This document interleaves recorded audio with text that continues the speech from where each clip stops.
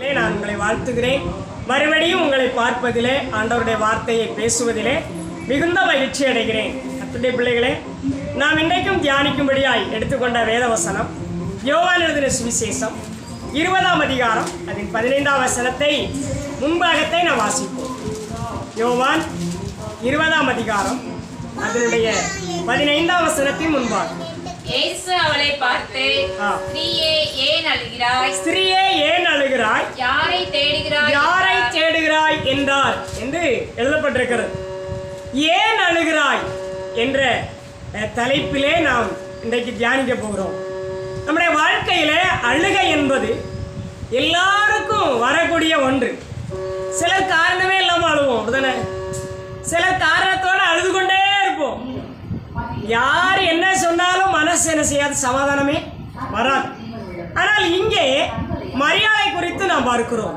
மரியாள் அழுது கொண்டிருக்கிறார். யாரை தேடி? ஆண்டவராகிய இயேசு கிறிஸ்து மரித்து அடக்கம் பண்ணப்பட்டு அவர் உயிரோடு கூட எழுந்து விட்டார். அவர் உயிரோடு எழுந்து விட்டார். அதை கல்லறையில போய் பார்க்கிற அந்த மரியாள் அவரை காணவில்லை என்று சொல்லி அவள் அழுது கொண்டிருக்கிறாள். அவள் அழுத பொழுது ஆண்டவராகிய இயேசு கிறிஸ்துவே அங்கே வருகிறார் இல்லையா? வந்தவர் சொல்லுகிறார், ஏன் அழுகிறாய்? யாரை தேடுகிறாய்? அருமையான தேவனுடைய பிள்ளைகளே, நம்முடைய அழுகையின் சத்தத்தை கேட்கிற ஒரு தகப்பன் நமக்கு உண்டு. பிள்ளை அழுகிற பொழுது தாயினுடைய உள்ளம், தகப்பனுடைய உள்ளம் எத்தனையாய் துடிக்கும் என்பது நமக்கு என்ன செய்யும் தெரியும். இதை போலதான் நீங்களும் நானும் அழுது கொண்டிருக்கிற பொழுது, அழுகிற பொழுது ஆண்டவராகிய இயேசு கிறிஸ்து நம்முடைய அழுகையின் பள்ளத்தாக்கை அவர் மாற்றுகிற ஒரு தேவனாய் நம்மை தேடி வருகிறார். ஒருவேளை கெத்செமனே தோட்டத்திலே போய் இந்த மரியாள் ஆண்டவரை தேடிக்கொண்டிருந்தால், அவள் தேடிக்கொண்டிருக்கும் பொழுது அங்கே ஒரு மனிதர் இருக்கிறார். அந்த மனிதரை தோட்டக்காரர் என்று எண்ணினாள். ஆண்டவர் என்று அறியாதபடி யார் என்று நினைக்கிறார்? தோட்டக்காரர் என்று நினைத்து, ஐயா இந்த இயேசுவை நீர் எடுத்துக்கொண்டு போனது உண்டானால் ஆமா கொடுத்து விடும், சொல்லும் எனக்கு என்று சொல்லுகிறார். இன்னைக்கு நம்முடைய வாழ்க்கையில நாமும் தேவனை முன்னால வைத்துக்கொண்டு அநேக நேரங்களில என்ன செய்கிறோம்? அழுது கொண்டிருக்கிறோம், தேடி கொண்டிருக்கிறோம், அவர் எங்க இருக்கிறார் என்பதை நினைத்து கொண்டிருக்கிறோம். ஆனால் ஆண்டவர் சொல்லுகிறார், நான் உனக்குள்ளே தான் இருக்கிறேன். நான் எங்க இருக்கிறேன்? உனக்குள்ள இருக்கிறேன், பக்கத்துல இருக்கிறேன், உனக்குள்ளே உலாவிக் கொண்டிருக்கிறேன், உனக்குள்ளே வாசம் பண்ணி கொண்டிருக்கிறேன். இந்த மரியாதை போல நாம் அநேக நேரங்களில் தேடுகிறோம். அவர் எங்க இருக்கிறார்? அதான் சொல்றேன், எங்கே தேடுவேன் நான், எங்கே தேடுவேன் என் நேசரேசுவை நான், எங்கே தேடுவேன், எங்கே தேடுவேன் நான், எங்கே தேடுவேன். சேர்ந்து பாடுவோம். என் நேசரேசுவை நான் எங்கே தேடுவேன். மலரின் நடுவிலோ, இயேசுவை மல்லிகை வனத்திலோ, மாடி மேடையிலோ, இல்லையர் மன்னர் மத்தியிலோ, எங்கே தேடுவேன் நான், எங்கே தேடுவேன் என் நேசரேசுவை நான், எங்கே தேடுவேன். காட்டு மரங்களுள் நேசர் கிச்சிலி மரபோலாம், கமலு மலர்களுள் நேசரின் பலீலியா. காட்டு மரங்களுள் நேசர் கிச்சிலி மரபோலாம், கமலு மலர்களுள் நேசரின் பலீலியா. எங்கே தேடுவேன் நான், எங்கே தேடுவேன் என் நேசரேசுவை நான், எங்கே தேடுவேன். அருமையான தேவனுடைய பிள்ளைகளே, எங்கே தேடுவேன் என் இயேசுவை, எங்கே தேடுவேன் என்று நீங்களும் நானும் தேடிக்கொண்டிருக்கிறோமா? ஆண்டவர் சொல்றாரு, தேடுகிறவர்களுக்கு நான் என்ன செய்வேன்? தென்படுவேன். அவர் சொல்றாரு, நான் தேடுகையில் என்னை கண்டுபிடிப்பீர்கள், தேடுங்கள் அப்பொழுது கண்டடைவீர்கள் என்று ஆண்டவர் சொல்கிறார். இந்த மரியாள் தேவனை தேடி அழுகிறாள். அழுகிறவனை பார்த்து ஆண்டவர் கேட்கிறார், ஸ்திரீயே ஏன் அழுகிறாள்? அருமையான தேவனுடைய பிள்ளைகளே, நம்முடைய அழுகையின் சத்தத்தை கேட்கிற ஒரு ஆண்டவர் இருக்கிறார். 6ஆம் சங்கீதம் 8ஆம் வசனத்திலே வாசிக்கிறோம், அவர் நம்முடைய அழுகையின் சத்தத்தை கேட்கிறவர். நீங்கள் சங்கீதம் 5 வாசித்து பார்ப்பீர்களானால், அவன் தாவீது தன்னுடைய அழுகை அழுகிறான் இல்லையா? என் படுக்கையை கட்டிலால் நனைத்து மிகவும் என்னுடைய கண்ணீரால் நனைத்து மிகவும் நான் ஈரமாக்குறேன் அப்படிங்கிறான். அப்போ அவன் படுக்கிற கட்டிலெல்லாம் என்ன உண்டாகிறது? கண்ணீர் உண்டாகிறது. அப்படிப்பட்ட கண்ணீரோடு இருக்கிற தாவீதை ஆண்டவர் தாவீது சொல்லுகிறான். வாசிங்க 6ஆம் அதிகாரம் 8ஆம் வசனம். அக்கிரமக்காரரே, நீங்கள் எல்லாரும் என்னை விட்டு அகன்று போங்கள். கர்த்தர் என் அழுகையின் சத்தத்தை கேட்டார். ஆண்டவரின் அழுகையின் சத்தத்தை கேட்கிறவர். அவர் நான் அழுகிற பொழுதெல்லாம் என்னிடத்தில் வந்து ஏன் அழுகிறாய் என்று கேட்கிறவர், என்னை விசாரிக்கிறவர். யோபு சொல்லுகிறார், அவர் காலைதோறும் என்ன செய்கிறார்? விசாரிக்கிறார். அவர் காலைதோறும் விசாரிக்கிற ஒரு கர்த்தர். அவர் விசாரிக்கிறபடினாலே நம்முடைய கவலையெல்லாம் எங்க வச்சிடணும்? அவர் மேல வச்சிடணும் சொல்லுது. எரேமியா 39ஆம் அதிகாரம் 9ஆம் வசனத்திலே நாம் வாசிக்கிற பொழுது அங்கே வேதம் சொல்கிறது, அழுகையோடும் புலம்பலோடும் என்னிடத்தில் வருவார்கள். கர்த்தருடைய பிள்ளைகள் எப்படி போவாங்களா? அழுகையோடும் புலம்பலோடும் ஆண்டவரிடத்துல போகும் பொழுது அவர்களை அவர் என்ன செய்வாரா? வழி நடத்துவார் என்று வேதம் நமக்கு என்ன செய்கிறது? சொல்லுகிறதை நாம் பார்க்கிறோம். பாருங்க அந்த வசனத்தை வாசிங்க. எரேமியா அழுகையோடும் விண்ணப்பங்களோடும் வருவார்கள். அழுகையோடும் விண்ணப்பங்களோடும் வருவார்கள். அவர்களை வழிநடத்துவேன். அவர்களை தண்ணீருள்ள நதிகள் அண்டைக்கு இடராத செம்மையான வழியிலே நடக்க பண்ணுவேன். நான் இஸ்ரவேலுக்கு பிதாவாயிருப்பேன், எப்ராயிம் என் சேஷ்ட புத்திரனாயிருப்பான் சொல்றாரு. நம்ம எல்லாரையும் கர்த்தர் சேஷ புத்திரபாகமாய் வைத்திருக்கிறார் இல்லையா? நம்ம எல்லாரையும் ஆண்டவருக்கு தலைப்பிள்ளையாய் வைத்திருக்கிறார். அருமையான தேவனுடைய பிள்ளைகளை ஆண்டவர் சொல்றாங்க, அழுகையோடும் புலம்பலோட என்னிடத்துல வருகிற என் பிள்ளைகளை நான் செய்வேன், வழி நடத்துவேன். இன்றைக்கு நம்மளை வழி நடத்துவதற்கு யாருமே இல்லை என்று நம்ம ஏங்கிக் கொண்டிருக்கிறோம். எனக்கு உதவி செய்வதற்கு யாருமே இல்லை என்று நினைத்து கொண்டிருக்கிறோம். ஆனால் கர்த்தர் சொல்றாங்க, உன்னை நான் வழி நடத்துவேன். நான் உனக்கு போதித்து நீ நடக்க வேண்டிய வழியை உனக்கு என்ன செய்வேன்? காட்டுவேன். ஆண்டவர் நமக்கு வழிகாட்டுகிற ஒரு தெய்வம். வழிகாட்டுகிற தேவனாகிய கர்த்தர் யாரோடு கூட இருக்கிறார்? என்னோடு இருக்கிறார், எனக்குள்ளே இருக்கிறார். நான் வலதுபுறம் சாயும் பொழுது, நான் இடதுபுறம் சாகிற பொழுது, கர்த்தருடைய பிள்ளைகளே வழி இதுவே, இதுல நட, வழி இதுதான், இதில் நடந்துரு அப்படி என்று நமக்கு கற்றுக் கொடுக்கிற ஒரு ஆண்டவர் நம்மோடு கூட இருக்கிறார். இங்க பாருங்க, அந்த வசனம் எனக்கு ரொம்ப பிடிச்ச ஒரு வசனம். அந்த 9 இங்க எரேமியா 31 வீட்டில் போய் வாசி பாருங்க. கர்த்தருடைய பிள்ளைகளுக்கு அவர் எத்தனை வாக்குத்தத்தங்களை அங்கே கொடுத்திருக்கிறார் என்பதை நீங்க இதில் படிச்சு பார்த்தா உங்களுக்கு தெரியும். கர்த்தருடைய பிள்ளைகளை, அநாதி சிநேகத்தால் உன்னை சிநேகித்தேன், என் காருண்யத்தினால் உன்னை இழுத்துக்கொண்டேன் அப்படிலாம் 3வது வசனத்துல இருக்கிறது. கர்த்தருடைய பிள்ளைகளே, இப்படி ஆண்டவர் நம்மை வழிநடத்துகிற ஒரு தேவன், நம்முடைய அழுகையின் சத்தத்தை கேட்கிற தேவன், நம்முடைய புலம்பலை ஆனந்த களிப்பாய் மாற்றுகிற தேவன் என்னோடு கூட நம்மோடு கூட என்ன செய்கிறார்? இருக்கிறார். நாம ஜெபம் பண்ண இல்ல வேதத்தை எடுத்து வாசிக்க நாம உட்காருகிற பொழுது, ஜெபிக்க முழங்கால் படியிடுகிற பொழுது ஆண்டவர் நம்மோடு கூட நம்முடைய நடுவில் என்ன செய்கிறார்? வந்து விடுகிறார். ஹல்லேலூயா. இந்த ஆண்டவரை வைத்திருக்கிறோம்னா எதற்கு நாம் அழுது கொண்டே இருக்க வேண்டும்? எதற்கு நாம் புலம்பிக் கொண்டே இருக்க வேண்டும்? நாம் புலம்பலோடும் அழுகையோடும் மனுஷரிடத்துல போகவே கூடாது. யாரிடத்துல போனோம்? கர்த்தரிடத்துல போனோம். நம்ம அழுகையை மாற்றுகிறவர் அவர், நம்முடைய கண்ணீரை மாற்றுகிறவர் அவர், நம்முடைய கலக்கங்களை மாற்றுகிறவர் அவர். அவர் நம்மோடு கூட இருந்து நம்முடைய அழுகையின் சத்தத்திற்கு என்ன கொடுக்கிறாரா? பதில் கொடுக்கிறார். அல்லேலூயா, அல்லேலூயா. தாவீது சொல்லுகிறார், அக்கிரமக்காரரே என்னை விட்டு அகன்று போங்க, ஏன் கூட நீங்க வேண்டாம். என் ஆண்டவர் என் அழுகையின் சத்தத்தை ஏன் அக்கிரமக்காரர் சொன்னாரு? தாவீது அழும் பொழுது அவரை பரியாசம் பண்ணினவர்கள், தாவீது உபத்திரப்படுகிற பொழுது அவரை தூசித்தவர்கள் இல்லையா? சீமை அவனை என்ன செய்யறான்?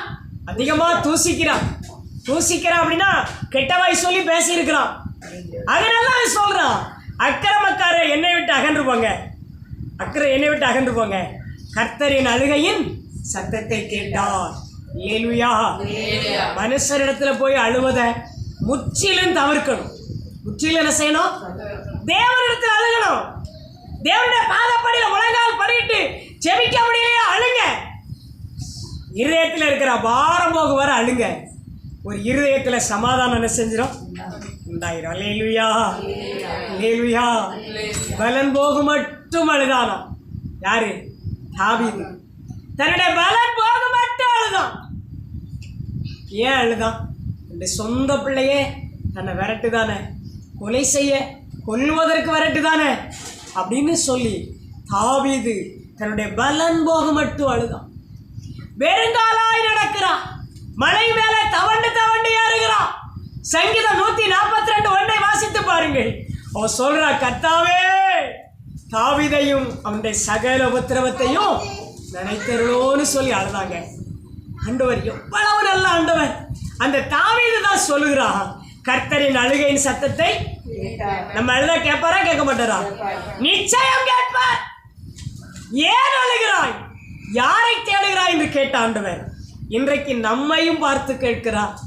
ஏன் அழுகிறாய், யாரை தேடிக்கொண்டிருக்கிறாய்?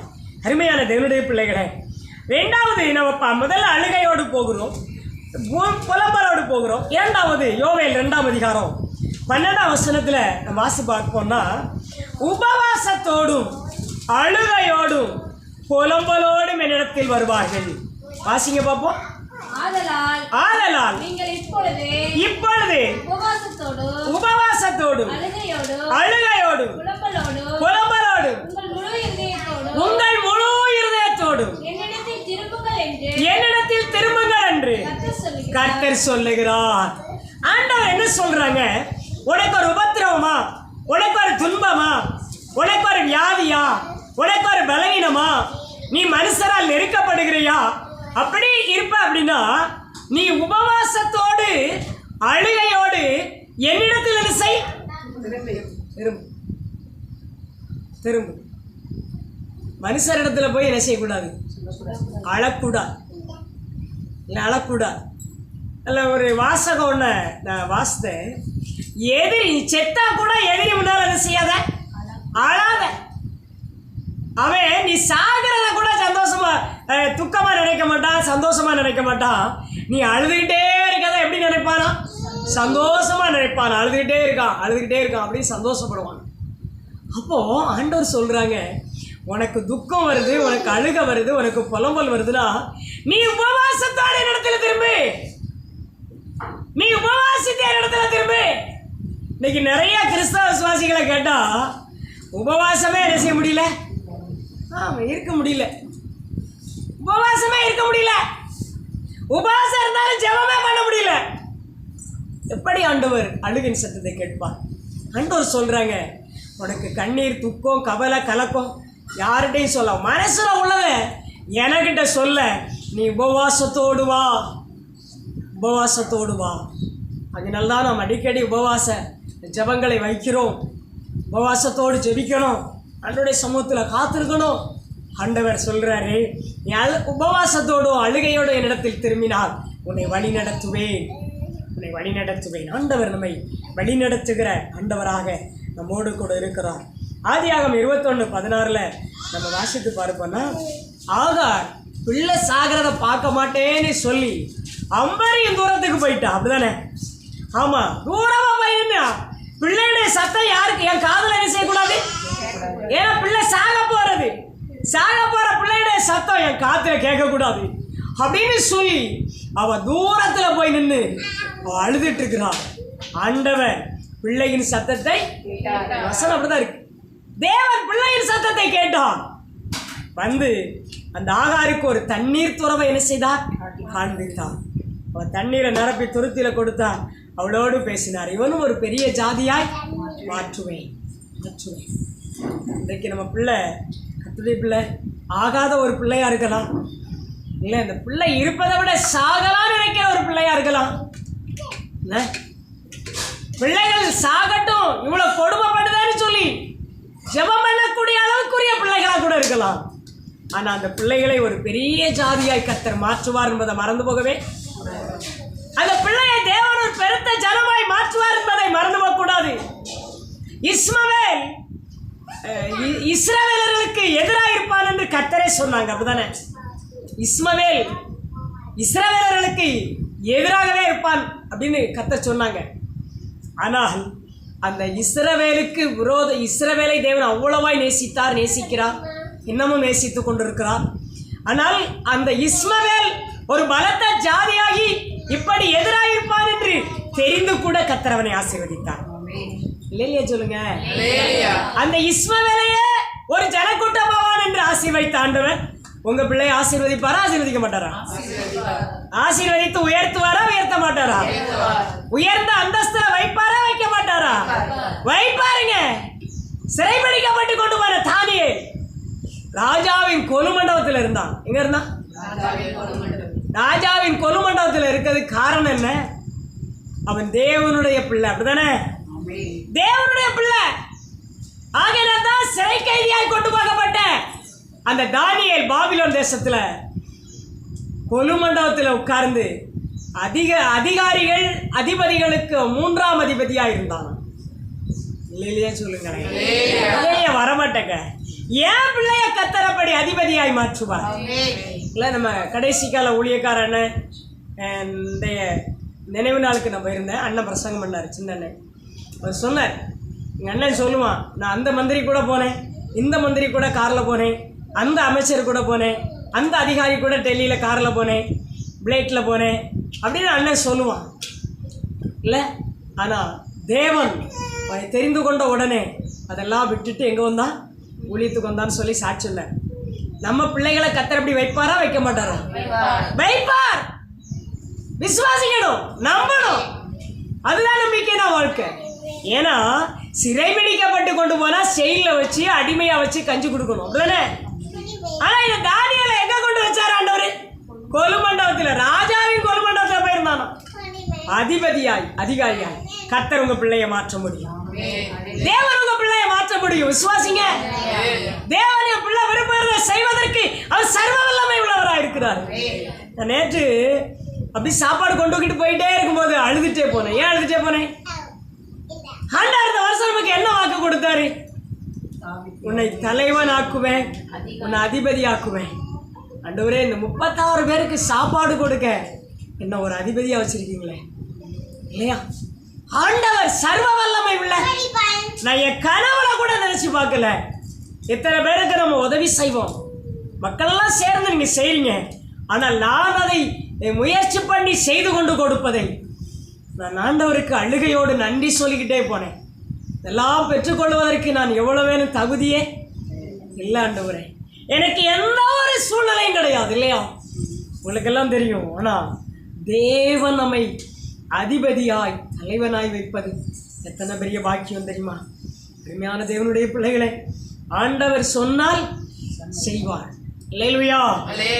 ஆமாம், ஜனங்களை போஷிக்கும்படி நம்ம இன்னும் நிறைய பேரை போஷிக்க போகிறோம், இன்னும் நிறைய பேரை வழிநடத்த போகிறோம். ஆண்டவர் நம்மை நடத்துவார். அதனால ஆண்டவர் நம்முடைய பிள்ளைகளை தலைவனாய் அதிபதியாய்ப்பார். ஆகாதென்று தள்ளின கல்லே மனைவி உன்னை தள்ளலாம், கணவர் உன்னை தள்ளலாம், பிள்ளைகள் உன்னை புறக்கணிக்கலாம், பெற்றோர் உன்னை புறக்கணிக்கலாம். ஆனால் உன்னை தள்ளாத ஒருவர் இருக்கிறார்களா? அவர் மூளைக்கு என்னக்கெல்லாம் வைப்பாரா? தலைக்கல்லாய் உன்னை வைப்பார், தலைக்கல்லாய் வைப்பார். நீங்களும் நானும் சாதாரணமாக இருக்கலாம். இந்த 31 வருஷம் ஊழியத்தில் நான் எத்தனை நாள் நொந்து நூலாக இருக்கேன். ஆண்டவரே, நான் இவ்வளோ வருஷம் ஊழியம் செய்தேன், நான் ஒன்றுலேயும் ஆசீர்வதிக்கப்படலையே ஆண்டவரே, நான் ஒன்றுலேயும் மேன்மைப்படலையே, இல்லையா? நினைத்த நாட்களெல்லாம் உண்டு. ஆனால் இன்றைக்கு நான் ஆண்டவர் என்னை உயர்த்துவதை நினைத்து அழுகையோடு நன்றி சொல்லுகிறேன். ஆண்டவருக்கு கண்ணீரோடு நன்றி சொல்லுகிறேன். அருமையான தேவனுடைய பிள்ளைகளை, நம்முடைய ஆண்டவர் நம்மை உயர்த்துகிற தேவன். எப்பொழுது நீங்களும் நானும் அழுகையோடு புலம்பலோடு ஆண்டவருடைய சமூகத்தில் நிற்கிற பொழுது தேவன் உங்களையும் என்னையும் அதிபதியாய் அதிகாரியாய் என்ன செய்வார்? மாற்றுவாரா, மாற்ற மாட்டாரா? மாற்றுவார். மாற்றிக்கொண்டிருக்கிறார். சொல்லுங்க, என் பிள்ளை டாக்டரா வரணும் ஆண்டவரே, டாக்டர்ல உயர்ந்தவனா இருக்கணும், ஆசிரியரா இருக்கணும், டாக்டருக்கு என் பிள்ளை கலெக்டரா இருக்கணும் அப்படி சொல்லி ஜெபம் பண்ணுங்க. கர்த்தர் நம்முடைய பிள்ளைகளை உயர்த்துவார்.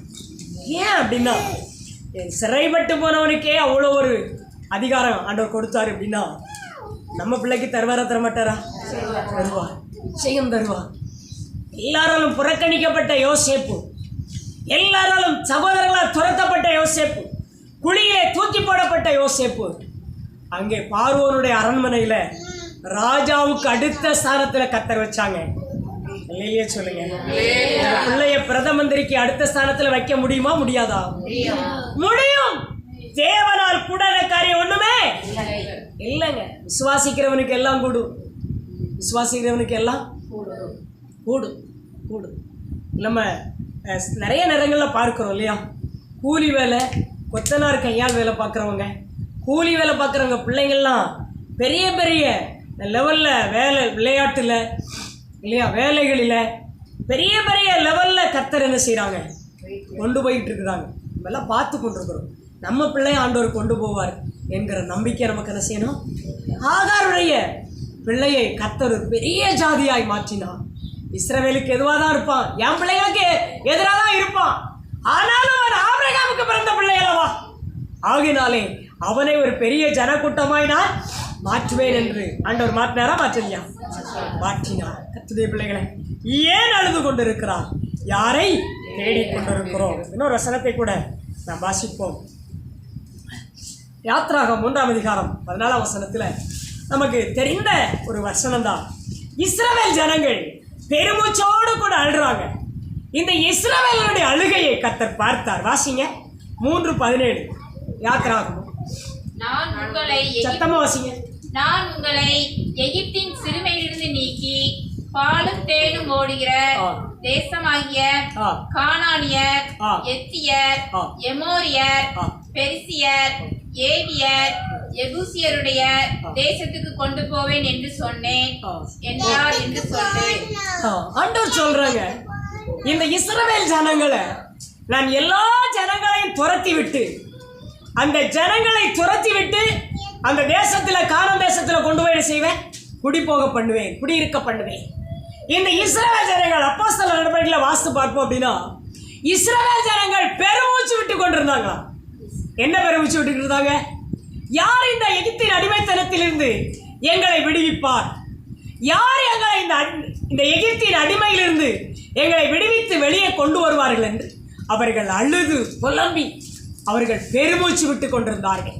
இந்த அடிமைத்தனத்திலிருந்து தேவன் அவர்களை மீட்டுக் கொள்ளும்படிதான் ஆண்டவர் யாரை அனுப்பினார்? மோசே அனுப்பினாரு. மோசைட்ட சொன்னாரு, எப்ப நான் இஸ்ரவேல் ஜனங்கிட்ட போய் என்ன சொல்லணும் மோசை கேட்ட பொழுது அவர் சொல்றாரு, நீங்கள் இந்த எகிப்தின் அடிமைத்தனத்திலிருந்து வெளியே வந்து இல்லையா, இந்த 5 விதமான 7 விதமான ஜனங்கள் நம்ம வாசித்தோல்லை, அத்தனை விதமான ஜனங்களையும் நான் துரத்திட்டு அந்த தேசத்துல உங்களை சுகமே என்ன செய்வேன், சத்துருக்களை துரத்துவேன், எனக்கு விரோதமாயிருப்பவர்களை துரத்தி நான் உங்களை அங்கே சுகமே என்ன செய்வேன், குடியிருக்க பண்ணுவேன். கர்த்தருடைய பிள்ளையே, வாழ்க்கையில கானான் என்கிற ஒரு சந்தோஷத்தை, கானான் என்கிற சமாதானத்தை, கானான் என்கிற ஆசீர்வாதத்தை உன் குடும்பத்துல நீ பெற முடியாம இருப்ப அப்படின்னா, உன் சத்துரு தடை பண்ணி கொண்டு இருப்பா அப்படின்னா, உனக்கு விரோதமா எழுப்பி எழுப்பி எழுப்பி சாத்தான் உன்னை தடை பண்ணி கொண்டு இருப்பானே. ஆனால் கர்த்தர் சொல்றாங்க, அவனையெல்லாம் நான் துரத்தி விட்டு உன்னை சுகமே குடியிருக்க பண்ண போகிறேன். விசுவாசிக்கிறவங்க சத்தமா இல்லையே சொல்லுங்க. கர்த்தருடைய பிள்ளையே, நம்ம எழும்ப விடாதபடி மட்டம் தட்டி கொண்டிருக்கிற, நம்ம எழுப்பி நாம் ஆசீர்வாதத்தை சோதரித்துக் கொள்ள முடியாதபடி நம்மை கீழ்த்தரமாக்கி கொண்டிருக்கிற எல்லா மனுஷிய ஆவிகளையும் எல்லா சத்துருவின்கிரிகளையும் கர்த்தர் துரத்தி உங்களையும் என்னையும் சமாதானமாய் குடியிருக்க பண்ண போகிறார். கானான் என்பது பாலும் தேனும் ஓடுகிற ஒரு நல்ல தேசம், அப்படித்தானே? அந்த நல்ல தேசத்துல ஒரு நல்ல குடும்பமாய் கர்த்தர் உங்களை என்ன செய்ய போகிறார், ஆசீர்வதிக்க போகிறார். கன்னியான தேவனுடைய பிள்ளைகளை, ஆகினால் ஏன் அழுது கொண்டு இருக்கிறோம், எதற்காக அழுது கொண்டு இருக்கிறோம், யாரை தேடிக்கொண்டிருக்கிறோம்? 2வது பார்த்து முடிக்க போகிறோம். யாரை தேடிக்கொண்டிருக்கிறோம்? உபாகமம் 4ஆம் அதிகாரம் 29ஆம் வசனத்திலே வேதம் சொல்கிறது, நாம் எதை தேடிக்கொண்டிருக்கிறோம் என்றால் கர்த்தரை முழு இதயத்தோடு தேடணும். நமக்கு சமாதானம் வரணும், நம்ம பிள்ளைகள் உயர்ந்த அந்தஸ்துல இருக்கணும் அப்படின்னு சொன்னா நாம யாரை தேடணும்? கர்த்தரை தேடணும். எப்படி தேடணும்? முழு இருதயம். ஜெபம் பண்ண வந்துட்டா வீட்டுக்கு இருதயம் என்ன செய்யக்கூடாது, பிள்ளை மேலே போகக்கூடாது, வீட்டுக்கு போகக்கூடாது, வீட்டில் உள்ள வேலை மேலே போகக்கூடாது, எல்லாத்தையும் ரெடி பண்ணி வச்சுட்டு தான் வரணும். அதுக்கப்புறம் அந்த இருதயம் அங்கே என்ன செய்யக்கூடாது, முழு இருதயம் ஆண்டவருடைய வார்த்தையை கேட்பதற்கு இருக்க வேண்டும். ஆண்டவருடைய சத்தத்திற்கு செவி கொடுக்கிற இருதயமா இருக்கணும். ஆண்டவர் சொல்றாங்க, என முழு இருதயத்தோடு தேடு, தேடினால் நான் உனக்கு கண்படுவேன் என்று சொல்லுகிறார் இல்லையா. 1 நாளாகமம் 16:11 தேவ சமூகத்தை தேட வேண்டும். என்ன சமூகத்தை தேடணும்? ஆண்டவரை எப்படி தேடணும்? முழு இருதயத்தோடு தேடணும். ஆண்டவரை எங்க தேடணும்? தேவ சமூகத்தில் தேடணும். வீட்டில் முழங்கால் படியிடுகிற இடம் தேவ சமூகம், சர்ச்சைக்கு போகிற இடம் தேவ சமூகம், ஜெபம் பண்ண வருகிற இடம் தேவ சமூகம். தேவ சமூகத்துக்கு போயிட்டா தேவையில்லாதெல்லாம் இருதயத்துக்குள்ள வரவே, தேவையில்லாத அதுக்கு என்ன, இதுக்கு என்ன, அது என்ன செய்யும், இது என்ன செய்யும், அதெல்லாம் எங்க வரக்கூடாது. கர்த்தர் சொல்றாங்க, நீ உன் முழு இருதயத்தோடு என்னை தேடினால் உன்னை அதிபதியாக்குவேன், உன்னை தலைவனாக்குவேன், உன் பிள்ளைகளை ராஜாக்களாக ராஜாத்திகளாக வைப்பேன் என்று கர்த்தர் சொல்லுகிறார். இல்லையா? பிள்ளைகளை முழு இருதயத்தோட தேவ சமூகத்துக்கு வந்துட்டோம்னா தேவனையே தேடணும். எப்ப தேவனை தேடணும்? எப்ப வேணாலும் தேடலாம். அதுதானே கர்த்தரை கண்டடைத்தக்க சமயத்துல எப்ப கண்டடைவோம்? நீதிமொழிகள்ல வாசிக்கிறோம் இல்லையா? இல்ல, சங்கீதம் 63:1 தேவனே நீர் என்னுடைய தேவன், அதிகாலமே உம்மை. அவர் யாருடைய தேவன்? அவர் யாருடைய தேவன்? சத்தமா சொல்லுங்க, அவர் யாருடைய தேவன்? என்னுடைய தேவன். அதனால நான் அவரை எப்ப தேடணும்? அதிகாலையிலே தேடணும். அதிகாலையில் தேடுவேன் முழு மனதோடு, முழு மனதோடு. எப்படி தேடணும்? ஒரு மனதோடு தேடணும். அப்பா என் முன்னால் நிற்கிறாரு, என் ஜபத்தை கேட்கிறாரு, என் ஆராதனையில சந்தோஷப்படுறாரு. ஏயா நான் பாடுகிற பாட்டில் அவர் மகிழ்ச்சி அடைந்து மகிழ்ந்து கொண்டு இருக்கிறாரு.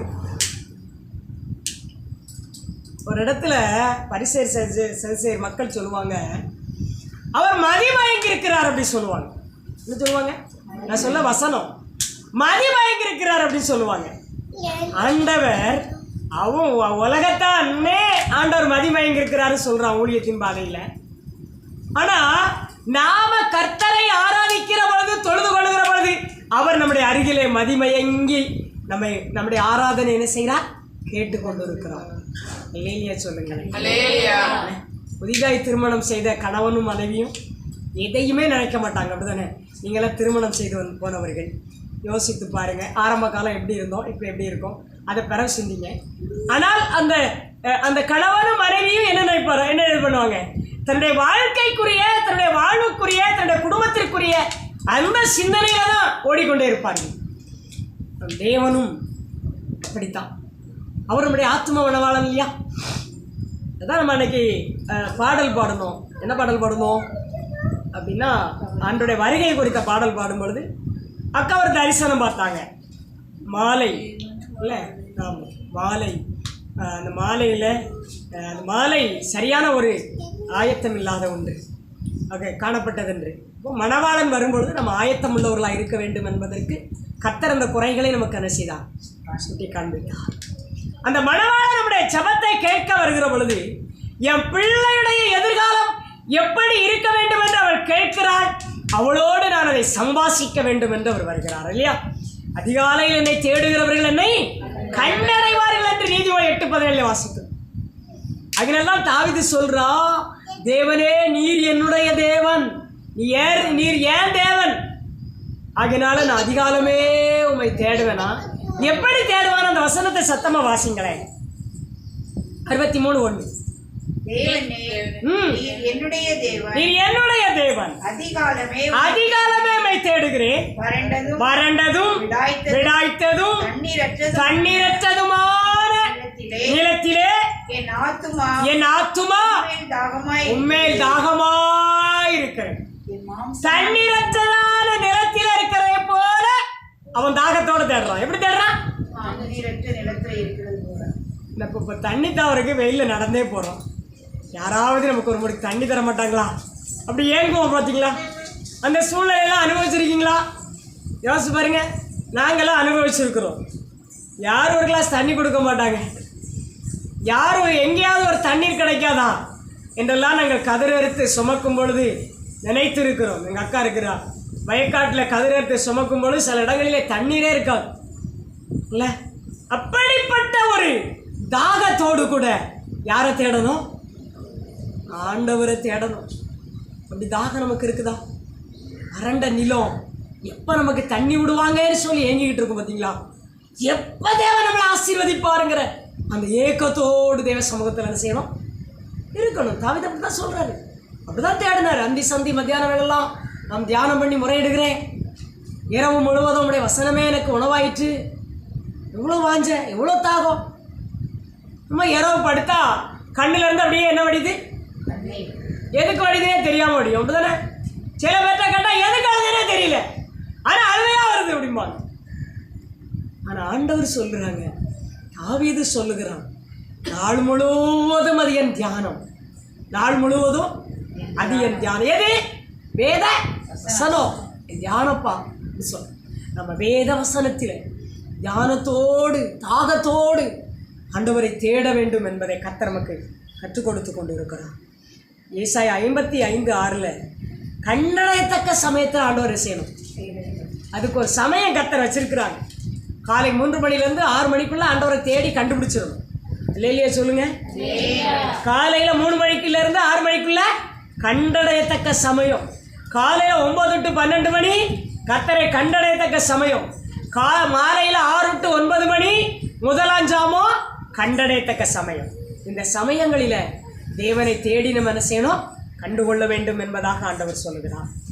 அது மாத்திரம் பார்க்குறோம், நம்முடைய குற்றத்தை உணர்ந்து ஆண்டவரை தேடணும்.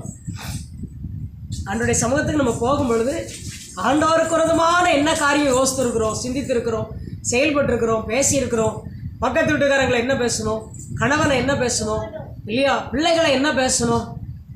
அன்னைக்கு கூட சொன்னேன் இல்லையா, அன்னைக்கு கூட சொன்னேன், பிள்ளைகள் எல்லாம் பிள்ளைன்னு அழுகும். அந்த பிள்ளை பண்ணுற சேட்டையை பார்த்த உடனே இது இல்லாமல் இருந்தால் கூட நல்லா இருக்கும். தனியா பெற்றோர் சொல்ல எவ்வளோ வருத்தமாக இருக்கு. ஆண்டவர்கள் வருத்தப்படுவார் இல்லையா? பாருங்க, அது குற்றம். நதியை எடுத்த மோசைய பார்வானின் குமாரத்தை கொண்டு போய் அந்த ஸ்திரீனிடத்துல பால் கொடுக்கிற பொழுது அவ சொன்னா, இந்த பிள்ளைய எனக்குன்னு வளர்த்துரு அப்படின்னா. அந்த பிள்ளைய யாருக்குன்னு வளர்க்கணும்? அப்போ அந்த பிள்ளை கர்த்தருடைய பிள்ளை. நாம கர்த்தருடைய பிள்ளை, கர்த்தர் நமக்கு தந்த பிள்ளை கர்த்தருடைய பிள்ளை, கர்த்தர் கொடுத்த பிள்ளை, எனக்குன்னு வள அப்படின்னு கொடுத்த பிள்ளை. அந்த பிள்ளை என்னெல்லாம் சொல்லி பேசும்? உங்கள் முழங்கால் சரியில்லை, அதனால தான் உங்கள் வாய் உங்கள் பிள்ளைகளை பேச வைக்குது. பிள்ளைகள் பேசக்கூடிய அளவுக்கு நடக்கிறாங்க. முழங்கால் சரியில்லாதனால தான் இல்லை. அருமையாக அந்த பிள்ளைகள் நம்முடைய முழங்கால் சரியாய் தேவனை தேட வேண்டும். குற்றத்தை உணர்ந்து ஆண்டவரே பேசுறதெல்லாம் பிள்ளைகளை பேசிட்டு பெற போய் நின்று பிள்ளைக்காக ஜெபம் பண்ணுது. நீ போட்ட சாபம், நீ திட்டின திட்டு, நீ பேசின வார்த்தையை கேட்பாரா? இல்லை நீ முழங்கால் படிக்கிட்டு கண்ணீரோட ஜெபிக்கிறீங்க அதை கேட்பாரா? எதை கேட்பாரு? வர நீ திட்டி பெட்டியில் வாரி வச்சிருக்கிய அதெல்லாம் எங்கே கொண்டு தட்டுவார்? அது எங்கே கொண்டு தட்டுவார் சொல்லுங்க? எதை கேட்பாரு முதல்ல? அவர்கள் மிகுதியாய் கூப்பிட்டு கேளுங்கள்.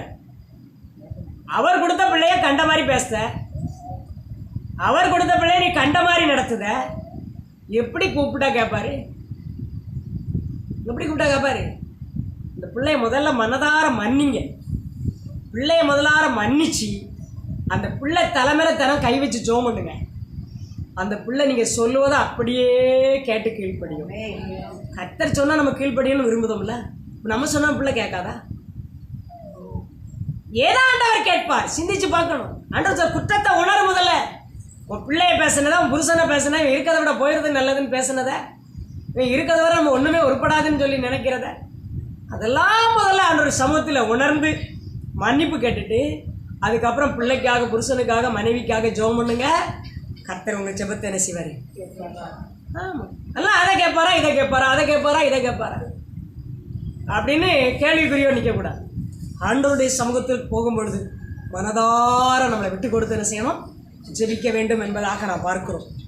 அடுத்தபடியாக தேவனுடைய ராஜ்யத்தை தேட வேண்டும். கடைசியாக நம்ம எதை தேடணும்? அழிந்து போகிற உலக பொருளுக்காக ஒரு நாள் நம்ம ஆண்டவரை என்ன செய்யக்கூடாது? தேடக்கூடாது. அழிந்து போகிற உலக காரியத்துக்காக ஆண்டவரை தேடுவோம் அப்படின்னா எல்லா மனுஷராலும் நம்ம எப்படிப்பட்டவங்க? பரிதாபிக்கப்பட்டவங்க. வசனம் சொல்லுது, நான் சொல்லலை. நம்ம உலகத்தார மாதிரி ஆண்டவரை தேடணும். நிறைய பேர் வருவாங்க, சுகம் பெற்றுட்டு போயிடுவாங்க. நிறைய பேர் வருவாங்க, அற்புதம் பெற்றுட்டு போயிடுவாங்க. இருதய ஓட்டை அடைக்கப்பட்டவங்களும் போயிட்டாங்க இல்லையா? நிறைய சுகம் பெற்றவங்களும் போயிட்டாங்க. அவங்கள கர்த்தர் கேட்கல. உன்னை தெரிந்து கொண்டிருக்கிறாரே, உன்னை அழைச்சிருக்கிறாரே, உன்னை பரமராஜ்யத்தை கொண்டு போக வழி நடத்திக்கிட்டு இருக்கிறாரே, உன்னதான் கேட்பார், என்னதான் கேட்பார்? இல்ல, நீங்களும் நானும் தெரிந்து கொள்ளப்பட்டவர்கள், தேவனால் அழைக்கப்பட்டவர்கள், மறந்துடக்கூடாது. உங்களாம் வந்தாங்க போயிட்டாங்க, அவங்க உலகத்தாருங்க. அவங்க தேவனுடைய ராஜ்யத்திற்கு தகுதி உள்ளவர்கள் அல்லன்னு ஆண்டவர் வசிச்சாங்க, அவ்வளோதான். நீங்கள் ரோமர் 1 பின்பாகத்தை நல்லா வீட்டில் போய் உட்கார்ந்து வாசித்து பாருங்க. அவங்களாம் அதற்கு ஒப்பு கொடுக்கப்பட்டவர்கள், என்ன போயிடுவாங்க. ஆனால் தேவ சமூகத்துக்கு வரும்போது அற்புதம் நடக்கும் உங்களுக்கு. நீங்கள் நினைப்பீங்க, இவ்வளோ ஒரு துன்மார்க்கனுக்கு இவ்வளோ பெரிய அற்புதம் நடக்கு, நான் ஆண்டவர்கிட்ட ஒரு காரியத்தை கேட்டுக்கிட்டே இருக்கேன், எனக்கு நடக்கவே இல்லைன்னு சொல்லுவீங்க. ஆனால் அவன் அற்புதத்தை பெற்றுக்கொண்டு போய்கொண்டே இருக்கிறவன். நீங்களும் நானும் அற்புதத்தை பெற்றுக்கொண்டு தேவனோடு நிலைத்து இருக்கிறவர்கள். இல்லையே சொல்லுங்களேன். சொன்னாதான் சொல்லுவீங்களோ? தேவ பிள்ளை, அதனால்தான் ஆண்டவர் சொன்னார், என் ராஜ்யத்தை தேடு. ராஜ்யத்தை என்ன செய்? தேடு.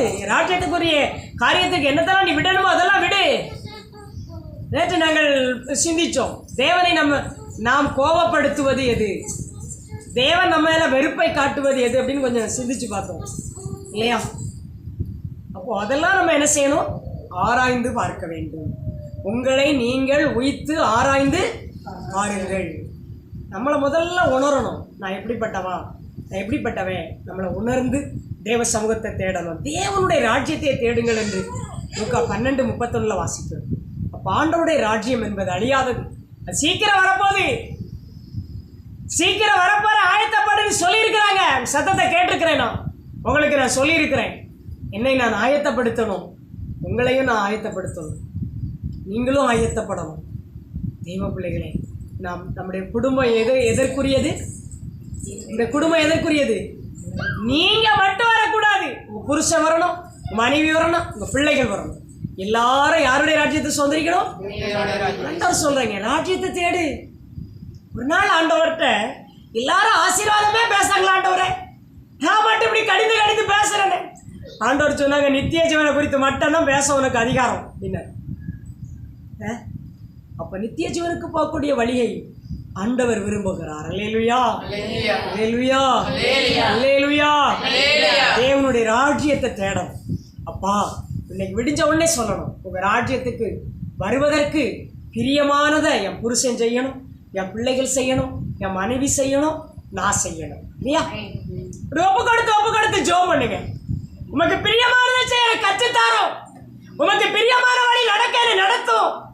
நீ அழுகையோட புலம்பலோட வந்தா ஒரு வழி நடத்துவேன்னு சொன்னீங்களே, நீ உபவாசத்தோடு வந்தா ஒரு வழி நடத்துவேன்னு சொன்னீங்களே, என்ன முழு இருதயத்தோடு நீ தேடினா உனக்கு நான் தென்பட்டு நீ கேட்கிற எல்லா காரியத்துக்கும் பதில் கொடுப்பேன்னு சொன்னீங்களா? ஆண்டவரே, எனக்கு பதில் தாங்கன்னு சொல்லி கேட்போம். கர்த்தர் உங்களையும் என்னையும் அந்த தானியேலை எப்படி கொலுமண்டபத்தில் வைத்தாரோ அப்படியே கர்த்தரமை ஆசீர்வதிப்பார். அல்லேலூயா, அல்லேலூயா. அப்படியே கண்களை மூடி தேவனை நோக்கி நான் பார்க்கிறேன். இன்றைக்கு யாரோடு கூட கர்த்தர் பேசலன்னு சொல்லவே முடியாது. ஏன் அழுகிறாய்? நீ யாரை தேடிக்கொண்டிருக்கிறாய்? உலகத்தையும் உலகத்தில் உள்ளவைகளையுமா? உலகத்தையும் உலகத்தில் உள்ளவைகளையுமா? இல்லை, தேவனுடைய ராஜ்யத்தை தேடிக்கொண்டிருக்கிறோமா? உலகத்தாருக்கு உடனே அற்புதம் நடக்கும். ஏசு இருக்காருன்னு நினச்சிக்கிட்டு போயிடுவாங்க, அவ்வளோதான். ஆனால் உங்களுக்கு எனக்கும் அற்புதம் தாமதமாக நடந்தாலும் அவர் நமக்குள்ளே வாசம் பண்ணுகிறவர். அவர் நம்மளை விட்டு போகவே மாட்டார். அந்த ஆண்டவரை தேடுகிறதா முழு இருதயத்தோடு தேட ஒப்பு கொடுப்போம். தேவ சமூகத்தை தேட ஒப்பு கொடுப்போம். எப்பொழுது ஜெபம் ஓடிடணும், எப்பொழுது ஜெபம் பண்ணணும், முழங்கால் படிட்டு இருக்கணும். ஜெபிக்க ஒப்பு கொடுப்போம் ஆண்டவர்கிட்ட. ஆண்டவர் சொல்ல, ஸ்திரீயே ஏன் அழுகிறாய்? நீ யாரை தேடிக்கொண்டிருக்கிறாய்? எதை தேடிக்கொண்டிருக்கிறாய்? எதற்கு அழுது கொண்டிருக்கிறாய்? தேவனுடைய ராஜ்யத்துக்கு நான் வரமாட்டேன்னு சொல்லி என்னைக்காவது அழுதுருப்போமா? போவேனா போக மாட்டேன்னு சொல்லி அழுதுருப்போமா? அது இல்லையா ஆண்டவரை, இது இல்லையே, என் புருஷன் சரியில்லை, மனைவி சரியில்லை, பிள்ளை சரியில்லை, எனக்கு வந்த ஆசீர்வாதம் சரியில்லை, எனக்கு வந்த நன்மை சரியில்லை, இது அப்படின்னா இப்படி செய்திருப்பேன், இது எப்படின்னா இப்படி செய்திருப்பேன். இல்லை கர்த்தருடைய பிள்ளை, ஆண்டவர் உங்களை கொண்டு ஒரு நோக்கம் வைத்திருக்கிறார். உங்களையும் என்னையும் கொண்டு ஒரு திட்டம் வைத்திருக்கிறார். ஏன் தானியரை கர்த்தர் அவரை தேடினவரை கொண்டு போனார் பாபிலோனுக்கு, ராஜாவின் கொலுமண்டபத்தில் வைக்க. இன்றைக்கு நீங்களும் நிறைய காரியங்களே நீங்களும் நானும் சிறைப்பட்டு கொண்டிருக்கலாம். தேவன் உங்களையும் எதற்கு இந்த சிறையின் வழியாய் நடத்துகிறார் என்றால், நீங்க ராஜாவின் கொலுமண்டபத்தில் இருப்பதை கர்த்தர் விரும்புகிறார். உடைய பிள்ளைகள் ராஜாங்கத்தில் இருப்பதை கர்த்தர் விரும்புகிறார். ஞான தேவனுடைய பிள்ளைகளே, இப்படிப்பட்ட ஆண்டவரை வைத்திருக்கிறனா முழு மனதோடு கர்த்தரை தேடுவதற்கு நம்ம அர்ப்பணித்துக் கொள்வோமா? பரிசுத்தமுள்ள நல்ல பிதாவே, நன்றி நிறைந்த உள்ளத்தோடு துதிக்கிறோம் அப்பா. கிருபை உள்ள கர்த்தர் வல்லமை உள்ள காரியங்களை செய்கிறோம் அப்பா. அந்த மரியாள் அழுத பொழுது யாரை தேடுகிறாய், ஏன் அழுகிறாய் என்று கேட்டீரப்பா. இன்றைக்கு எங்களையும் ஆண்டவரை நீர் கேட்கிறீரே கர்த்தாவே, உடைய கரத்திலே நாங்கள் ஒப்பு கொடுத்து செபிக்கிறோம் அப்பா. உடைய சமூகத்தில் எங்களை நாங்கள் அர்ப்பணிக்கிறோம் ஆண்டவரை. நாங்கள் தேவையில்லாத அழுகை, தேவையில்லாத புலம்பல் எங்களை விட்டு எடுக்கப்படட்டும் ஆண்டவரை. நாங்கள் எதை தேடிக்கொண்டிருக்கிறோம் ராஜா, யாரை தேடிக்கொண்டிருக்கிறோம் ஆண்டவரை? உடைய ராஜ்யத்தை தேட ஆண்டவர் கிருபை தரும்படி சொல்லிக்கிறோம். உடைய சமூகத்தை தேட கிருபைத்தார், முழு மனதோடு தேட கிருபைத்தார். உடைய பாதப்படியில் அமர்ந்திருந்து உடைய ராஜ்யத்தை தேட கிருபை தந்து கர்த்தர்களை ஆசீர்வதித்து வழி நடத்துவீராக. இயேசுவின் நாமத்தில் ஜெபிக்கிறோம் நல்ல பிதாவே. என் ஆத்துமாவே கர்த்தரை ஸ்தோத்திரி, என் முழுமே நாமத்தை ஸ்தோத்திரி. என் ஆத்துமாவே கர்த்தரை ஸ்தோத்திரி, அவர் செய்த சகல உபகாரங்களை மறவாதே. ஆமென் ஆமென். அல்லேலூயா.